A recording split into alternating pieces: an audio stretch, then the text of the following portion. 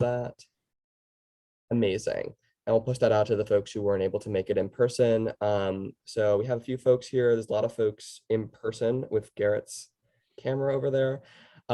So hi, everyone. My name is Vincent Bertuccio. I'm the organizing director for the Edgertown Democrats. We also have our chairwoman, Leanne, here. Hi, Leanne. Hi. And yeah, so with us today is Ana Maria Archila. She is a Democrat running for lieutenant governor. There's 3 candidates who are running. It's a pretty competitive primary, and we're just trying to have everybody in to hear their perspective on the issues facing Islip and New York and why they want our votes, and hopefully give some useful information to our people. So welcome. We're so happy to have you. Thank you so much for inviting me to meet with you. Thank you for the opportunity to speak. I recognize some of the faces. Brian Young, how are you? It's been so many years. Good to see you. Hey, good to see you.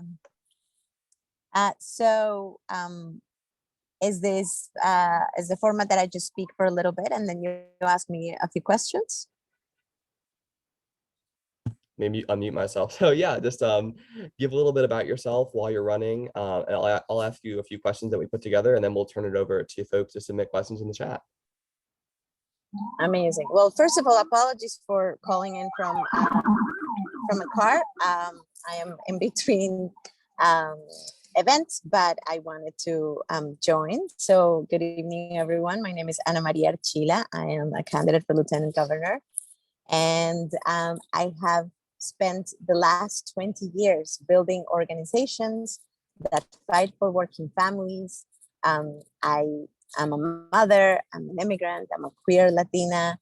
And in the summer of 2011, perhaps, I started building the expansion of an organization called Make the Road New York, building a small committee of Make the Road New York, of members in Brentwood, because we understood that Latino communities, immigrant communities, working families in the town of Islip and sort of that part of Long Island really struggled every single day to make ends meet and to be included in the different structures of support that exist for families. And the work that I have done for 20 years is work that is dedicated to building power that belongs to people. And it is work that I started about 20 years ago, because as an immigrant, it wasn't until I found myself inside a community organization that I began to build roots and understand that this country was my home and that I could make it my home by fighting for it to be better. And after doing the work of building organizations like Make the Road New York, and then national organizations like the Center for Popular Democracy, I decided to run for lieutenant governor to propose an idea that is not very radical, but seems very important, which is that our state government should focus on the priorities of working families instead of always accepting the demands of billionaires and corporate landlords and other industries that dominate the debate in Albany and drown out the voices of everybody else. I have traveled all across the state, from Long Island to Buffalo, Rochester, and everywhere I go, I hear people talking about the things that have them worried. The cost of housing, whether they are renters and are afraid of increases in the rent or evictions, or whether they are homeowners and are really worried about property taxes and the cost of utilities. Everyone is really crushed between jobs that don't pay enough and the cost of living that is so high.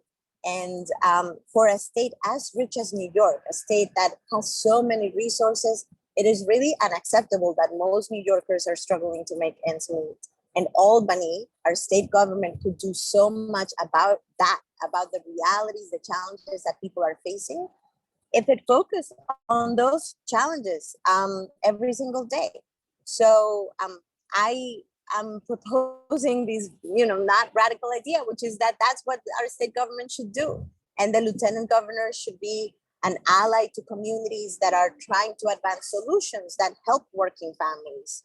I hope that with your support, I am able to win the primary for lieutenant governor and advance an agenda that is an agenda that is full of solutions for the problem that people are facing, the cost of housing, the fact that too many people are in jobs that don't pay enough, the fact that the rules of our economy actually really disadvantage working families, the fact that people are struggling with the balance between care and work, and so much more. So let me stop there because I want to actually have a conversation, but I'll end by saying this, which is that I feel like working families and our communities are always asked to wait.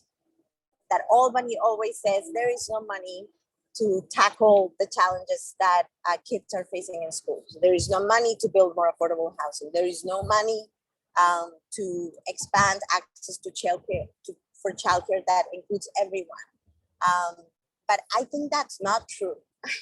New York has all the resources that we need. What we lack is the willingness to actually prioritize real people and their real needs.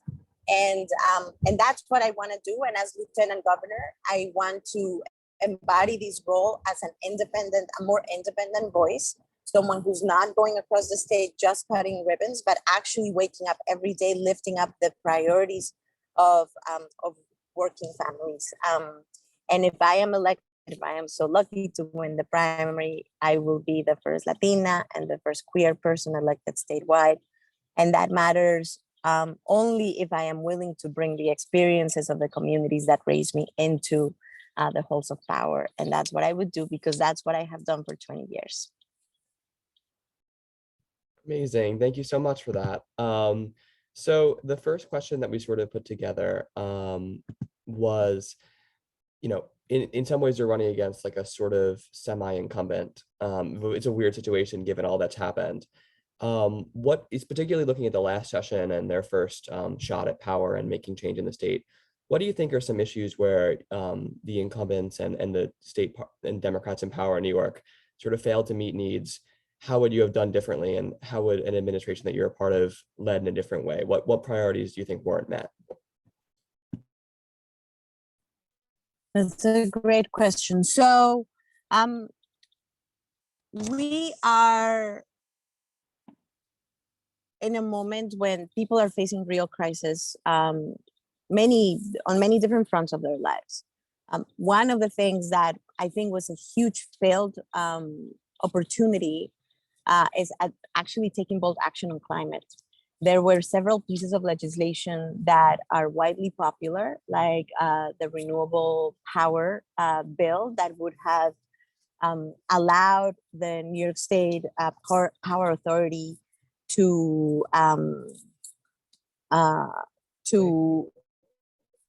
own and generate energy for New Yorkers from renewable sources. New York State is one of the states, it's a state that is highly dependable on, that relies highly on fossil fuels, and to a great extent. And that is something that we have to correct very quickly, and we haven't done it. We missed an opportunity to do that, and to do it in a way that would also address the increase in the cost of utilities. So that's one. I'm going to list a few things that I think were missed opportunities in this legislative session. Another missed opportunity was actually tackling housing. This is a reality on all the counties across the state. People who are renters are facing incredible increases in the rent, and are the balance of power between renters and large landlords is very disadvantageous to renters. People can't really complain about the quality of their homes because they risk not having their leases renewed. And so essentially what we have asked New Yorkers is to simply accept and safe housing conditions in order to be able to have affordable housing. So the affordable housing program in New York is dilapidated housing. And without protections for tenants from unreasonable increases in the rent, people are just very, very vulnerable. So there was a piece of legislation that should have passed that would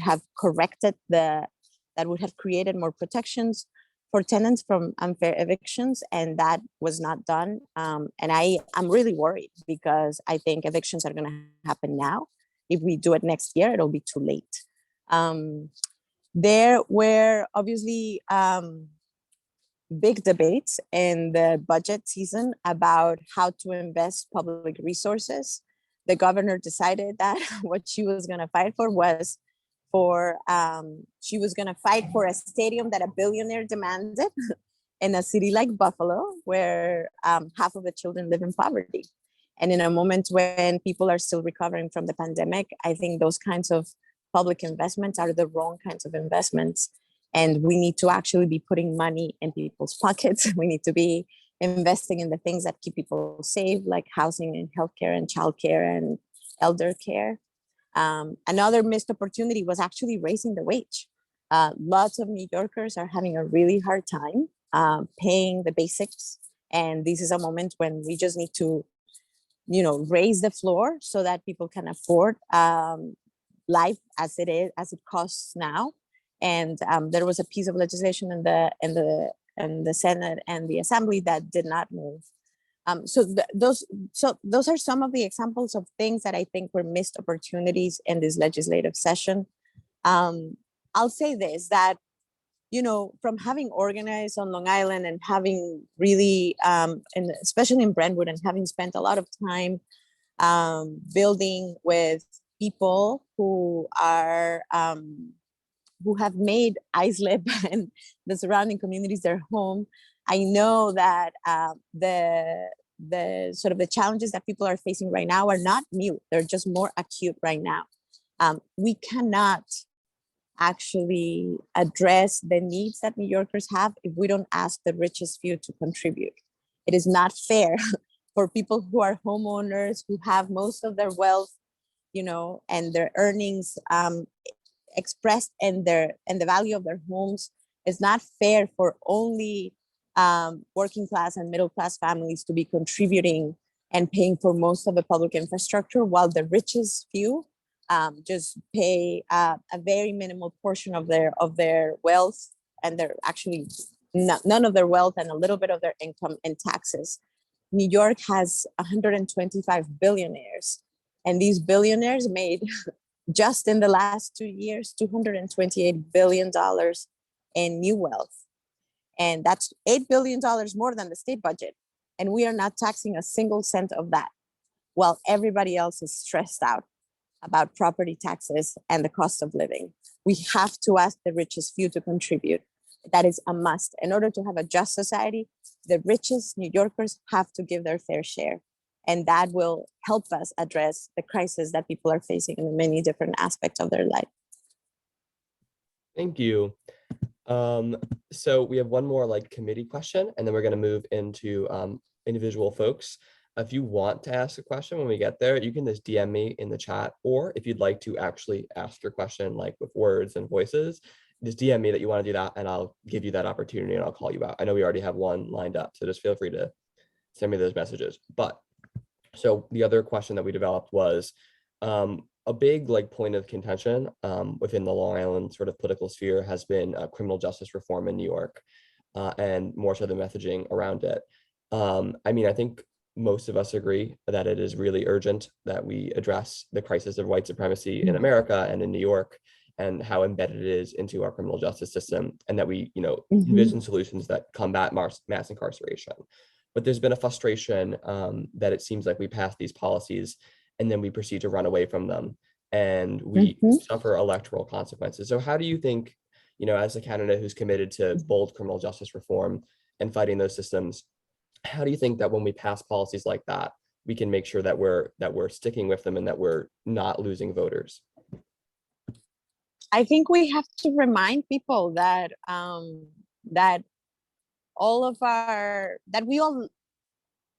we have to call people to their best sort of angels. We have to remind people that what we are trying to do as a society is correct the legacy of so much, the reality of the systemic racism in our criminal legal system, and that when we make progress in those efforts to correct that legacy of decades and decades, we have to protect that progress.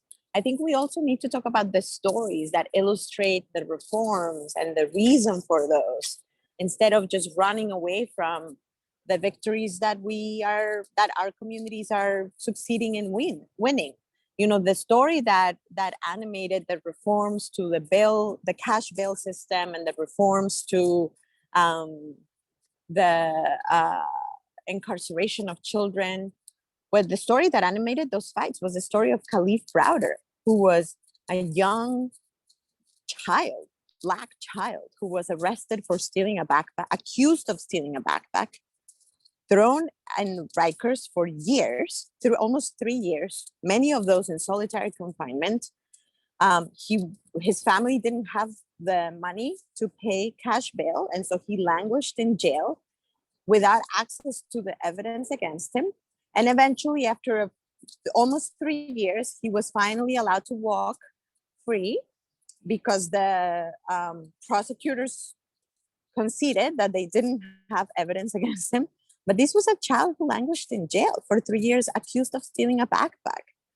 It was his story that illustrated why we needed to change the cash bail system, that was simply a system that basically just forced poor people to stay in jail because they couldn't pay post cash bail. And it was his story that illustrated the need to stop incarcerating children. And it was his story that illustrated the need to have access to the evidence for people who are accused of crimes, to have access to the evidence against them. So we have to talk about those stories and be able to actually walk people patiently through the reasoning for these reforms, instead of just engaging in fear mongering and dishonest conversations about what is necessary to keep people safe. There is a reality that there is a rise in violence post-pandemic, not just in New York City, but across the country and in other parts of the world. There is a reality of an increase in violence that is a sign of social stress. The fact that there is an increase in domestic violence, violence directed at children, hate crimes, and obviously street violence and gun violence, all of these things require the appropriate interventions. And it is not fair, actually, to ask police officers to solve the homelessness crisis. They cannot. It is not fair to ask police officers to solve the mental health crisis. They cannot. So we have to actually invest in the things that would solve those realities, and actually have an honest conversation about what animates our efforts to reform the criminal legal system, and to be courageous in defending those reforms, even in moments when there are spikes in violence. Governor Hochul actually wrote herself a compelling op-ed that said the reforms to the bail reforms were not responsible for the increase in violence, but we're gonna do it we're gonna roll them back anyway. That is a nonsensical thing to do as an elected official from the Democratic Party. So we have to be more courageous than just reacting to the headlines. Thank you so much for that. So we're going to move into our first question, and that is going to be from our friend Josh Chan. Josh is actually our incoming Young Dems chair. He's a youth organizer in Brentwood, and a little round of applause for Josh because he just successfully ran a pressure campaign to get a skate park built in Brentwood, and it's going to happen. So yay, Josh. Congratulations. Right. So the mic's yours, Josh, the metaphorical virtual mic. Hi, Anna Maria. Oh my God, it's a pleasure to finally meet you. I was born and raised in Brentwood, and I am just so inspired by your mission. And I don't know if you know Rodman Serrano from Make the Road, but he told me all about your campaign, and I was like so enthusiastic. I joined this group called the Youth Organizing Institute, which had the founder of Make the Road, I believe, I forgot her name, but she was there teaching us all this stuff, and I'm just so inspired by you. The Brentwood is very. Thank No, of course, you're amazing. Brentwood has just so many like things going for it that can make it so well, but we have like some statistics, 89% of us are economically disadvantaged, half of us are on free or reduced lunch, 12% of us don't have health insurance. And it really hurts because I'm one of those people that's in that bubble, right? And I'm one of the only people helping to organize the Brentwood itself that is just like trying to make things work, and it's hard. But there's so many people out here trying to do everything. And my question is, if you are elected lieutenant governor, right, which I'm hoping you are, I think people lose track and lose hope when people promise things and can't deliver. And I don't lose hope. I never lose hope. But my whole thing is, as long as you keep fighting, I'm gonna make sure like I'll be happy. You keep fighting. I've seen so many people that aren't affected by these policies. They don't fight as hard because they're not empathetic to it. But my question is, what will you do to make sure policies like the New York State Health Act, bail reform is fixed to be more, equitable to low income communities? How will you be able to get these things passed in a Senate and Assembly that's going to be so hard to get through when they can't even pass the Public Renewables Act? Yeah, it's an excellent question. I think it's really important to remember that people lose hope when they feel like there are promises that are not kept. So I think that the lieutenant governor should be someone who speaks very clearly, very honestly to people about the challenges of making all of these promises sort of realized. The lieutenant governor doesn't have legislative authority directly, but I think the lieutenant governor can actually serve as an important counterpoint, as an important counterpoint to people who are just engaging in politics of like, no, we can't, no se puede. And can speak about, for example, let's talk about the Public Renewables Act. There was obviously broad support, lots of enthusiasm from different corners of the state. There was real movement. The bill passed the state Senate, and then it languished in the state assembly. The governor, I think, was an obstacle to advancing that legislation, and the lieutenant governor said nothing, just stayed absolutely quiet. And in that scenario, I would actually not be quiet. I would use the bully pulpit to speak about the impact of this legislation, the profoundly transformative impact of this legislation. I would speak about the dynamics that are preventing the bill from passing. For example, the fact that the fossil fuel industry has, donated tremendously to the campaigns, and has carried, built the capacity to influence legislators and the governor's office with their money.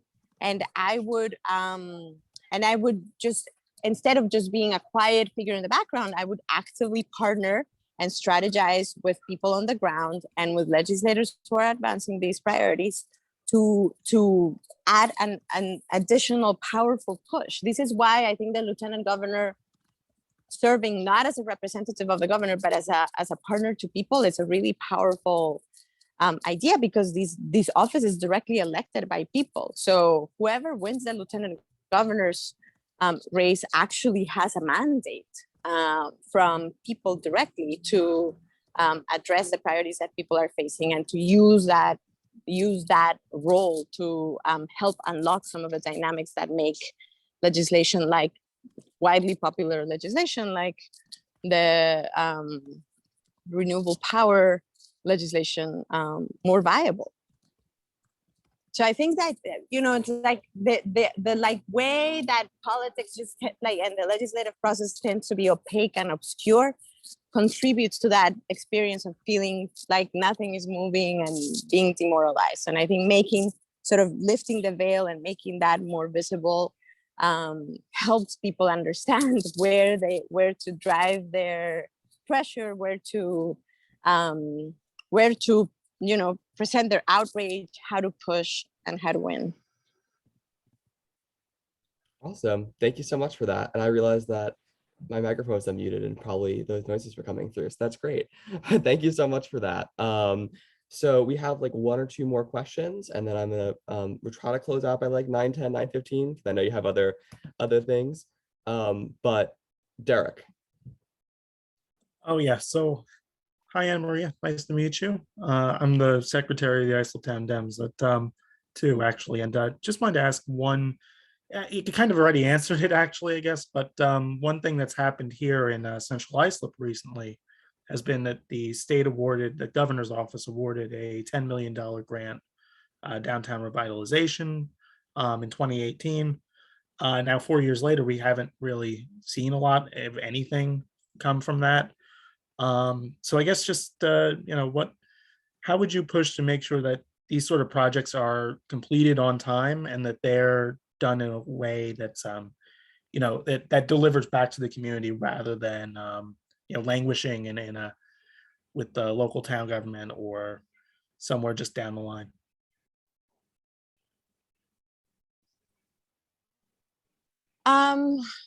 That's a great question. I mean, I think that having direct relationships, having a lieutenant governor that actually is deeply connected to communities across the state, to organizations across the state, having a direct relationship actually, I think, can facilitate the partnership and the use of the lieutenant governor's bully pulpit to unlock some of these local dynamics where there is money invested but nothing is moving, and without more light shining on that, things could just get stuck. So I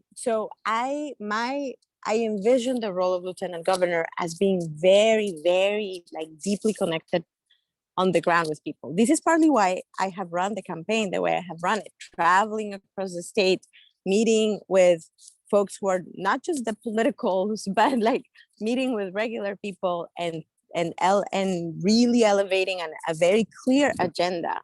I think it is important to have relationships, but also have clarity about what we are fighting for, and give people concrete details about what it is that we want to accomplish, and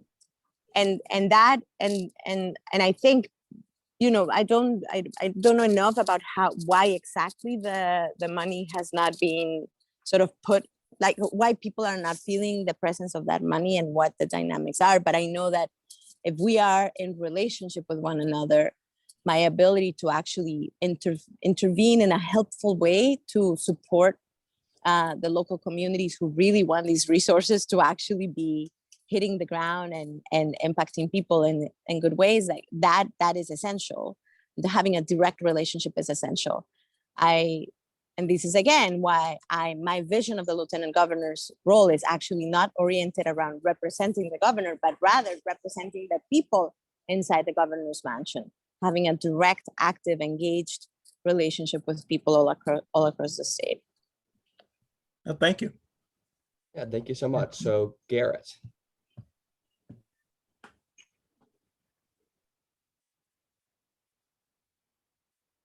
Hi, Garrett. Sorry about that. We're all multitasking here. We're actually That's all good. Yeah, we're doing a district planning meeting for our local school board. That's so amazing. Congratulations. Which actually kind of leads me to my question here. So we're all involved in our long range planning committee, and one of the things that's come up, because we've been very involved dealing with the far right here in the school board races. It's a big problem out here on Long Island. Yeah. New York State doesn't mandate DEI education, and it's kind of a lever for the far right to kind of push back against. What do you think about the Department of Education mandating DEI, and what role the state can play in making sure the schools are protecting, marginalized students and more marginalized communities? Our district is very white. So this is kind of, I don't want to say an academic argument, but it's not as big a problem necessarily for us as it is for other communities. But we want to be aggressive about dealing with it and proactive as our community gets diverse here. So first of all, thank you for having the vision to think about how to build, a welcoming school environment before the community has, and sort of in preparation for the transformation and the diversification of a community. I wish that was the disposition all across the country, how to make our schools welcoming, how to make them safe, how to make them environments where every young person, regardless of who they are, how they identify, where they come from, they feel supported and nurtured. I think that I haven't actually thought explicitly about whether or not at the state level there could be a mandate for, specifically like DEI. But I do think that schools, that whatever lever the state has to make sure that school environments are environments where every young person, every child feels safe. Like that seems like a core mandate of schools. Like no one should walk into a school feeling like they cannot belong in that environment. Right. Schools are also probably the government institutions that people interact with the most, that families interact with the most. So they are actually essential sort of anchors of our democracy, and they are places where young people learn and practice their values. So I think I would love to understand more and hear from you all and another future conversation about the ways that the local school board are, facilitating or preventing the creation of a welcoming school environment.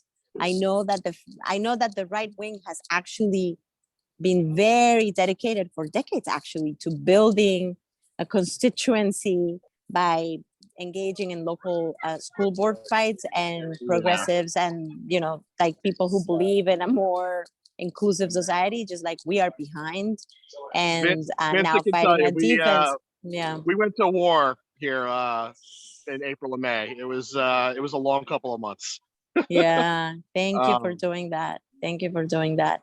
but um yeah, Yeah, go I ahead. I'm think sorry. that I don't know the exact levers. I'm just gonna be totally honest. Like I don't know the exact levers that the state has to sort of require DEI as a mandate, but I do know that the mandate of that, like that I imagine that there has to be a way for the state education department to say every single school has to be a welcoming place for every child, no matter who they are. And that Right. means doing XYZ in the Sure. classroom. That means making sure that the school, that the capital, the building itself is situated in these way and that way, and I think that I just have to explore the levers more. Sure. But I would love to just remain in conversation with you, because this is obviously a real thing that And needs to be. it's a Yeah, real struggle out here in the suburbs. I mean, the city obviously has yeah, a very different environment. yeah. If you want, Vincent has my contact information. I'm happy to share email, and I we can would go back love and that. forth, I I would will filling be love doing you that. in it too. on all Thank you. the dirty little messes here. Well, thank you Yeah, I so would much, love that. Garrett. And I will definitely connect you too. So that's fantastic. So we have a question from Brooke, and then we're going to close out with Leanne. I want to respect everybody's time.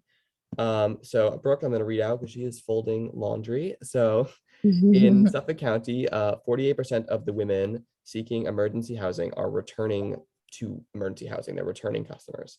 They are not able to find permanent housing in between shelter stays. What do you think is the best way to get affordable housing out here in the suburbs? Um, so Jumani Williams and I put together a very robust housing plan that says that New York State should actually move away from giving from economic development that essentially just becomes like a massive corporate giveaway, and instead use the economic development infrastructure of the state, the regional economic development councils, to be focused exclusively on the building of permanently affordable housing. I so many people are stuck in the same reality that you're describing of not being able to actually find housing that they can afford and being sort of thrown back into the most, the thinnest form of housing, which is the emergency housing. But the fact is that we just need to build and preserve more. And that is true in the cities, all the cities of the state. It's also true in the suburbs. And instead of spending money building stadiums, we should spend money building housing. And we should use public resources to build supportive housing and to actually create a real plan to move people from emergency shelters into permanent housing. And I think that there is nothing better. There is no better investment, actually, of billions and billions of dollars than the investment in that will put a roof over people's head and actually help them stabilize their lives. So, yeah, I mean, it's really a problem out here. And, I was on a committee looking at women in transition, coming out of jail, coming out of rehab, pregnancy, divorce, fleeing domestic violence. And we were looking at all the things that, what services they would need. And I mean, the most important thing is if you don't have a permanent place to live, you cannot get, to go address any mental health issues or to work on your recovery or to start looking for a job. I mean, you can't do anything if you don't have permanent housing. And it's really an issue out here. It's not only affordability, but like landlords are hesitant to do Section 8 housing, which is kind of crazy because it's a guaranteed check. And it's just a real issue out here. And so I'm always interested in hearing different ways, because I agree with you. I think it's the best investment. Affordable housing is the best investment for our future. So many women are going in and out of these shelters with children too. And it's really, it's a big problem out here. When we started it, I knew it was bad, but 48%, that's almost half the people going in and out of the emergency centers out here are not finding a place to live. yeah, no, we have a real crisis. This is why it's so irresponsible to go through a whole budget season and a legislative season without actually addressing these realities. I agree. It is Thank so you. irresponsible. Yeah. Yeah, most definitely. Thank you both for that. And yeah, and the Section 8 stuff is crazy because you were required to take it and it's an enforcement issue from the state. So anyway, I'll leave my rant. But to close this out tonight, and thank you so much for all your time. I really appreciate it. As we actively see the sun setting. But yeah, thank you so much. To close out, our chairwoman, Leanne. Hi, it's a pleasure to meet you. I am an autism mom of two and the older sister of an adult with autism who has never been formally diagnosed and gets no support and was just pushed through the education system that we have here. What are you willing to actually work on sealing the cracks, filling the funding gaps, because they are chronically underfunded, and even when they get a percentage hike, it's not nearly as much as they deserve, considering it's only a percentage of the underpaid amount they're already getting. And as someone who spends way too much time working on politics and not getting paid just to try and change things like this, it would be nice to have an ally to work with. Is that something that's a priority of yours?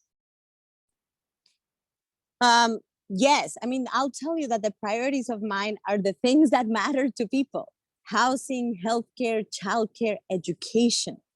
Both being able to put a roof over people's head and being able to actually focus on the care infrastructure that is needed, whether it is, childcare, whether it is healthcare, whether it is elder care, whether it is the care that people with different abilities and different bodies and different minds need. I have seen, close friends who have also children with different abilities struggle tremendously with getting the most basic support for their kids.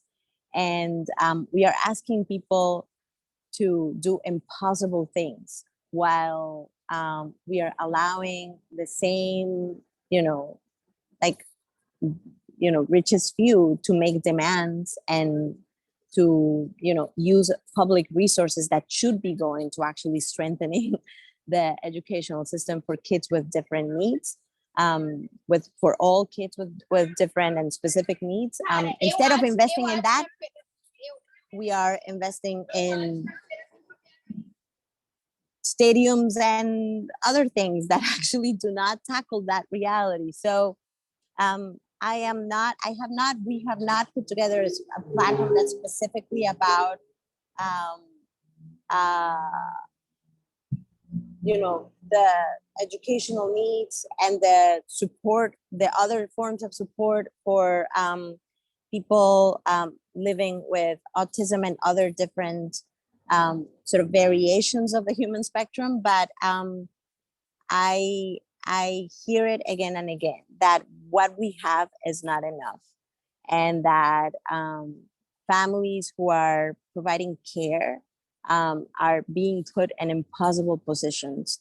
And in a state as rich as New York, that should not be the reality.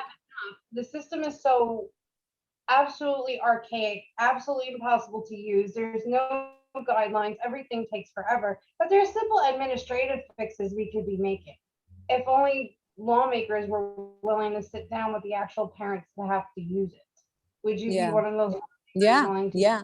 I would love to sit down with parents now, actually. Well, we have 2 weeks before elections, but yes, I would love to actually sit down and hear directly from parents who are using the system and who are having to navigate, you know, a labyrinth of impossible requests, and who have ideas about simple administrative fixes that would make that process better. Yes. Thank you. I appreciate that. Because I'll call you. All right. Thank you, everyone, for some fantastic questions. Thank you so much for coming and giving us your time and for some fantastic answers. You truly were awesome. So if everyone wants to smile real quick for like a virtual picture. Vincent, and you deserve a big thank you for putting this together. Thank you, Leanne. All right. Thank you all. Thank you all so much. And everyone have a great night.